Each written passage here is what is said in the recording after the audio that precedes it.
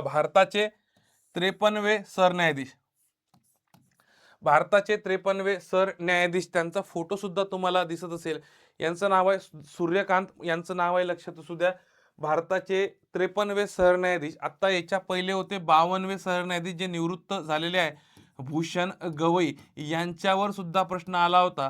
मागचा जो आपण महासंग्राम व्हिडिओ घेतला त्यामध्ये पहिलाच टॉपिक जो होता हा भूषण गवई यांच्यावर होता आणि तोच प्रश्न आपल्याला राज्यसभेला दिसला असेल. ज्यांनी परीक्षा दिलेली असेल त्यांना तो माहिती असेल. मग आता बघा, लक्षात घ्या, ही 24 नोव्हेंबर 2025 रोजी भारताचे 53वे सरन्यायाधीश म्हणून न्यायमूर्ती सूर्यकांत यांनी काय घेतली, शपथ घेतली. आणि त्यांचा कार्यकाळ हा 15 महिन्यांचा असणार आहे. म्हणजे 9 फेब्रुवारी 2027 पर्यंत त्यांचा कार्यकाळ असणार आहे. हे 53व्या क्रमांकाचे सरन्यायाधीश आहे भारताचे. आता यांचा थोडक्यात जीवन परिचय बघूयात. सूर्यकांत यांचा जे 53वे सरन्यायाधीश आहे भारताचे त्याचा जीवन परिचय जर आपण बघितला, जन्म लक्षात घ्या 10 फेब्रुवारी 1962 ला हिसार, हरियाणामधील हिसार या ठिकाणी त्यांचा जन्म झालेला आहे.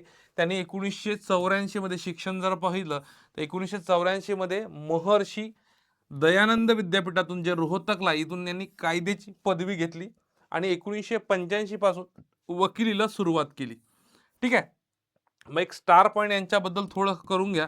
इथं प्रश्न विचारण्याची शक्यता आहे. जुलै 2000 मध्ये हरियाणाचे सर्वात तरुण ॲडव्होकेट जनरल म्हणून त्यांची नेमणूक करण्यात आलेली आहे.